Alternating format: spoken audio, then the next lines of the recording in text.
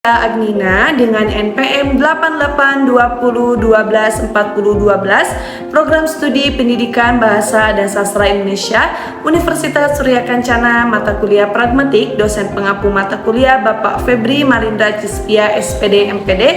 Dalam video kali ini kita akan menganalisis sebuah percakapan dalam sebuah video edukasi yang bertemakan perundungan dari channel YouTube-nya Kemendikbudristek RI Cerdas Berkarakter. Bagi teman-teman yang ingin menonton full videonya, aku akan cantumkan link video di kolom deskripsi. Ini Okto sering tidak masuk sekolah. Sepertinya iya Bu Guru. Setelah ibu selidiki, ternyata kalian sering berbuat jahil padanya ya? Kalau kalian tidak berhenti, itu hanya akan merugikan kalian. Coba bayangkan kalau Okto sampai berhenti sekolah. Kemudian semua orang tahu bahwa kalianlah penyebabnya. Maka kalian akan dicap sebagai anak nakal selamanya. Apa kalian mau seperti itu? Jangan Bu Guru. Perundungan itu adalah tindakan agresif yang dilakukan untuk merendahkan seseorang dan berdampak negatif. Hal yang kalian lakukan selama ini ke Okto juga termasuk perundungan. Kalian tahu mengapa? Tidak Bu Guru. Karena kalian melakukan hal buruk kepada Okto dengan tujuan menghina, hingga akhirnya Okto takut untuk pergi ke sekolah. Ingat, hal yang kalian anggap lucu atau bercanda bisa jadi merupakan hal yang menyakitkan dan memalukan bagi orang lain. Jangan sampai kalian dikenal sebagai anak jahat nantinya. Nah, sekarang, Jono dan Franky, kalian tahu apa yang harus kalian lakukan kepada Okto. Jika kalian tidak bisa berubah, ibu terpaksa memanggil orang tua kalian loh. Karena perundungan adalah hal yang serius dan sama sekali tidak boleh terjadi, apalagi di sekolah. Jono dan Franky mengerti kesalahan mereka, dan mereka pun menjabat erat tangan Okto sambil meminta maaf. Tuturan lokusi. Pada kalimat, perundungan itu adalah tindakan agresif yang dilakukan untuk merendahkan seseorang, termasuk tuturan tindak lokusi karena tuturan tersebut berfungsi sebagai penyampaian informasi atau penjelasan mengenai perundungan. Pada tuturan ini tidak terdapat maksud membujuk, memerintah, mengancam, atau mempengaruhi secara langsung. Guru sekedar menyampaikan definisi perundungan sehingga siswa memahami makna perundungan. Selanjutnya, tuturan ilokusi pada kalimat jangan sampai kalian dikenal sebagai anak jahat nantinya. Kalimat ini termasuk tuturan tindak ilokusi sebab mengandung maksud atau tujuan tertentu, yaitu memberi nasihat dan peringatan kepada siswa yang bertanda pada frasa jangan sampai, menunjukkan adanya upaya guru untuk mempengaruhi perilaku siswa agar menghentikan tindakan perundungan dan tidak meneruskan kesalahan mereka. Yang terakhir, tuturan perlokusi pada kalimat Jono dan Franky menoleh ke arah mereka lalu meminta maaf kepada Okto. Kemudian kalimat ini termasuk tuturan tindak perlokusi karena menunjukkan dampak atau efek yang ditimbulkan oleh tuturan guru terhadap lawan tuturan. Penjelasan dan nasihat yang diberikan guru berhasil membuat Jono dan Franky menyadari kesalahannya, merasa bersalah, kemudian meminta maaf kepada Okto. Baca apa kau? Nampaknya seru sekali bukumu itu. Memangnya buku apa yang kau baca? Nah, ini buku misteri, petualangan detektif. Buku apaan sih? Sok banget baca-baca buku. Emangnya kamu ngerti isinya apaan? Sungguh cocok sama orangnya. Misterius, aneh pula. Dasar krimis, kribo misterius. Julukan yang pas sekali untuk orang aneh sepertimu. Mendengar itu, Okto jadi malu karena banyak yang melihatnya dan menertawakannya. Si Jono, tukang onar. Okto, kamu harusnya melawan ketika dia menjahili dan mengejekmu. Selanjutnya, tuturan langsung literal terdapat pada kalimat Okta, kamu harusnya melawan ketika dia menjahili dan mengejekmu, termasuk tindak tutur langsung literal karena maksud yang disampaikan sesuai dengan makna kata-kata yang digunakan. Kalimat ini berbentuk pernyataan yang secara langsung menyampaikan nasihat kepada Okta. Bentuk tuturan dan maksud penutur sama, yaitu memberi saran supaya Okta berani membela diri saat Jono dan Franky mengejek dirinya. Selanjutnya yaitu tuturan tidak langsung iliteral terdapat pada kalimat emang kamu ngerti isinya, termasuk tuturan tidak langsung iliteral sebab secara gramatikal kalimat berbentuk pertanyaan, tetapi sebenarnya bukan bertujuan memperoleh informasi. Tuturan tersebut berfungsi mengejek atau merendahkan. Kesan penutur yaitu merendahkan kemampuan Okta. Bentuk tuturan dan maksud penutur tidak sama dengan bentuk kalimat yang diucapkan. Kejadian ini terus berlangsung di sekolah, hingga suatu hari Okto tidak berangkat ke sekolah. Sepulang sekolah, Indra, Nadia, dan Donita pun berencana untuk menjenguk Okto. Mereka berpikir Okto tidak berangkat karena sakit. Sesampainya di rumah Okto, Terima kasih teman-teman, kalian sampai repot-repot datang ke rumahku. Okto, ternyata kamu tidak sakit ya? Mengapa tidak masuk sekolah hari ini? Ceritakanlah yang sebenarnya pada kami. Kami akan coba membantumu. Sebenarnya, aku takut untuk berangkat sekolah karena Jono. Ia tidak berhenti untuk terus menjahiliku. Kalau kamu takut, laporkan saja kepada ibu guru, Okto. Kami akan menemanimu. Jangan takut, kamu nggak sendirian kok. Ada kami yang siap membantumu. Sebagai bukti, sebenarnya aku sempat merekam ketika terakhir kali Jono menjahilimu. Aku mau mengajakmu untuk melapor bersama ke bu guru. Tapi ternyata kamu malah tidak berangkat hari ini. Tapi, nanti kalau aku lapor bu guru, aku akan dicap sebagai pengadu. Tidak akan. Ada kami yang akan membelamu. Nanti, kalau bu guru marah ke Jono, dan Jono jadi balas dendam padaku, gimana? Kami akan selalu membantumu, Okto. Perundungan seperti ini tidak boleh didiamkan saja. Kalian sungguh baik dan perhatian. Aku merasa beruntung mempunyai teman seperti kalian. Grup Indo gitu. Indra, Nadia, Donita, dan Okto. Hei Indra, jangan keras-keras. Nanti dikiranya kita bikin geng. Selanjutnya, proposisi atau praduga terdapat pada kalimat Okto tidak berangkat sekolah karena sakit. Tuturan tersebut memunculkan peranggapan bahwa sebelum bertemu Okto, teman-temannya percaya bahwa alasan Okto tidak masuk sekolah karena sakit. Setelah melihat kondisi Okto yang sebenarnya, dugaan tersebut terbukti tidak benar. Okto tidak masuk sekolah sebenarnya takut karena Jono dan Frankie tidak berhenti menjahilinya.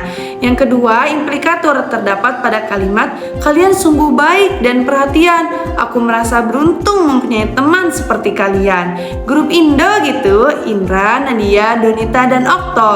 Kalimat yang diungkapkan oleh Jono ini termasuk implikator karena memenuhi ciri utama implikator, yaitu makna yang sesungguhnya tidak diucapkan secara langsung tetapi dapat dipahami dari konteks percakapan. Secara harfiah, Jono hanya menyebutkan nama-nama orang dalam kelompok mereka. Namun jika diperhatikan lebih dalam, tidak ada yang meminta Jono untuk menyebutkan nama-nama tersebut dalam percakapan itu. Disinilah implikator bekerja. Tindakan Jono menyebutkan satu persatu secara tidak langsung mengimplikasikan makna yang lebih dalam, bahwa ia menegaskan identitas kelompok mereka, menunjukkan rasa bangga terhadap kebersamaan di kelompok mereka itu. Secara simbolis berkata kita adalah satu tim, kita adalah satu, tanpa harus mengucapkan kalimat tersebut secara eksplisit. Hal ini diperkuat oleh respon Nadia. Setelahnya yang langsung khawatir dan berkata, nanti dikira bikin geng, yang membuktikan bahwa orang-orang lain pun menangkap makna tersirat dari ucapan Jono, bukan sekadar memaknainya sebagai penyebutan nama biasa. Dan yang terakhir itu ada entitlement, terdapat pada kalimat aku takut berangkat sekolah karena Jono tidak berhenti menjahiliku. Laporkan kepada ibu guru, kamu tidak sendirian, ada kami. Aku sempat merekam saat Jono menjahilimu. Kalimat tersebut membentuk proposisi entitlement, hubungan kedua proposisi yang memiliki pertalian yang bersifat mutlak atau konsistensi mutlak, berkaitan secara logis.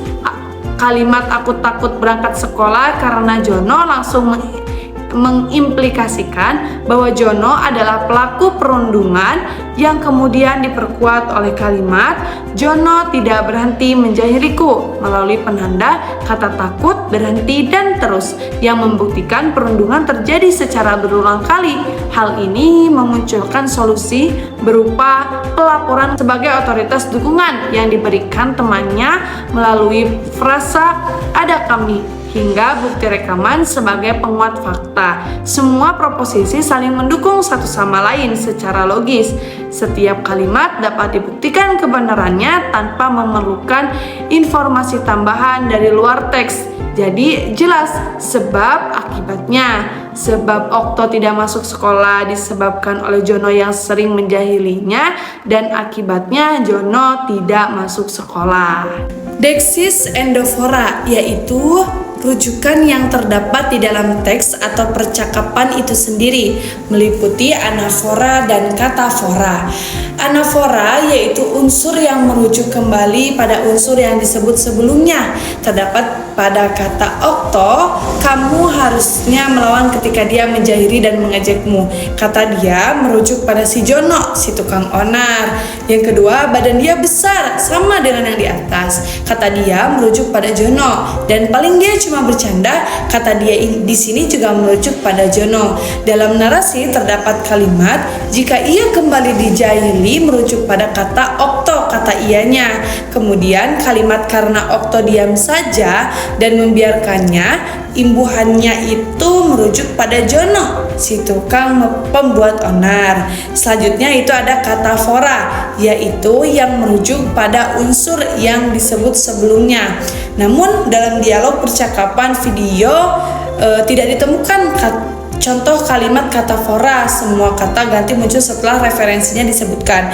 Tapi mari kita membuat contoh kalimat katafora dari percakapan ini untuk menguji pemahaman. Nah, contohnya, karena ia sering mengganggu teman-temannya, Jono sekarang mengejek Okto juga. Kata ia itu merujuk ke Jono yang disebut setelah kata ia disebutkan di awal. Jadi untuk contoh kalimat yang mengandung katafora ini, kata ia itu disebutkan di awal, baru setelahnya menyebutkan kata Jono. Nah, selanjutnya ada referensi deksis exophora. Deksis exophora itu menunjukkan peserta dalam tuturan. Terdapat kata aku yang menunjukkan persona pertama tunggal yang merujuk pada Okto. Kemudian kamu persona kedua tunggal yang merujuk pada Okto.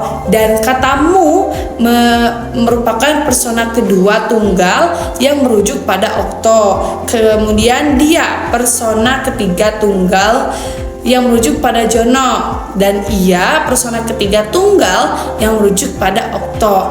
Kemudian ku pada kata bangkuku yang menunjukkan persona pertama tunggal yang merujuk pada Jono. Kemudian ada deksis temporal pada bentuk kata ketika, menunjukkan waktu terjadinya tindakan menjahili dan mengejek. Hari demi hari, menunjukkan berjalannya waktu secara berkelanjutan terus berulang hingga suatu hari menunjukkan titik waktu tertentu dalam cerita. Dan yang terakhir ada kata kembali, menunjukkan pengulangan pada peristiwa pada waktu berikutnya. Dan selanjutnya ada deksis lokatif berkaitan dengan tempat, ditunjukkan pada kata di sini, menunjukkan tempat baru sedang ditempati Jono dan Okto, bangku di taman sekolah. Di sekolah menunjukkan lokasi terjadinya peristiwa, dan ke sekolah menunjukkan arah atau tempat atau tujuan tempat. Yang terakhir ada deksis sosial, yaitu hubungan sosial antar penutur. Si Jono, ada si kata si Jono menunjukkan penyebutan informal terhadap seseorang yang dikenal dalam lingkungan pergaulan. Kemudian ada kata bro, sapaan akrab kepada Indra yang menunjukkan kedekatan hubungan sosial. Dan kribo, julukan yang diberikan Jono kepada Okto berdasarkan ciri fisiknya, menunjukkan relasi sosial yang kurang menghormati dan bernuansa mengejek. Dan yang terakhir ada kata kamu, sapaan informal yang menunjukkan hubungan sebaya atau akrab. Demikianlah analisis percakapan berdasarkan hasil analisis dialog percakapan yang telah dibahas. Dapat disimpulkan beberapa hal berikut. Yang pertama, aspek pragmatik. Percakapan dalam dialog ini mengandung berbagai fenomena pragmatik yang kompleks, meliputi implikatur, entailment, serta tindak tutur langsung dan tindak tutur tidak langsung. Hal ini menunjukkan bahwa bahasa tidak hanya berfungsi sebagai alat komunikasi literal, tetapi juga mengandung makna tersirat yang dapat dipahami melalui konteks percakapan. Dan yang kedua ada referensi deksis. Dialog ini kaya akan penggunaan deksis seperti deksis exophora dan endophora, mencangkup deksis persona. Aku kamu, dia, ia yang merujuk pada tokoh Okto, Jono, dan lainnya. Yang kedua ada deksis temporal pada kata ketika, hari demi hari, kembali yang menunjukkan alur waktu dalam cerita. Deksis lokal pada kata di sini, di sekolah, ke sekolah yang menunjukkan lokasi kejadian. Dan yang terakhir ada deksis sosial yang mencerminkan hubungan antar penutur. Dengan demikian, percakapan ini secara linguistik mempresentasikan fenomena perundungan atau bullying yang digambarkan melalui pilihan kata, sapaan informal, serta tuturan yang bersifat merendahkan. Analisis ini membuktikan bahwa bahasa memiliki kekuatan sosial yang nyata. Beberapa tuturan dalam dialog tidak disampaikan secara eksplisit, namun dapat dipahami secara logis melalui konteks. Kalimat yang membentuk proposisi entailment menunjukkan hubungan sebab akibat yang bersifat mutlak dan konsisten secara logis. Saran terhadap hasil analisis yang pertama itu bagi peneliti selanjutnya diharapkan dapat memperluas kajian analisis wacana pada dialog yang lebih beragam baik dari genre maupun konteks sosialnya. Yang kedua, bagi pendidik, analisis pragmatik seperti ini penting diterapkan dalam pembelajaran bahasa agar siswa mampu memahami makna di balik tuturan sehari-hari. Bagi masyarakat, pemahaman terhadap deksis implikatur dapat meningkatkan kesadaran bahasa yang santun dan menghindari tuturan yang bersifat merendahkan atau merundung. Demikianlah teman-teman hasil analisis dialog percakapan yang telah saya paparkan. Melalui kajian pragmatik ini, saya harap dapat memahami bahwa setiap tuturan mengandung makna yang jauh lebih dalam dari sekedar kata-kata yang terucapkan. Bahasa adalah cerminan sikap dan nilai sosial kita. Semoga analisis ini bermanfaat dan menambah wawasan kita bersama. Terima kasih telah menyaksikan video. Sampai jumpa di video selanjutnya. Kita bahas apa lagi ya? Bye-bye.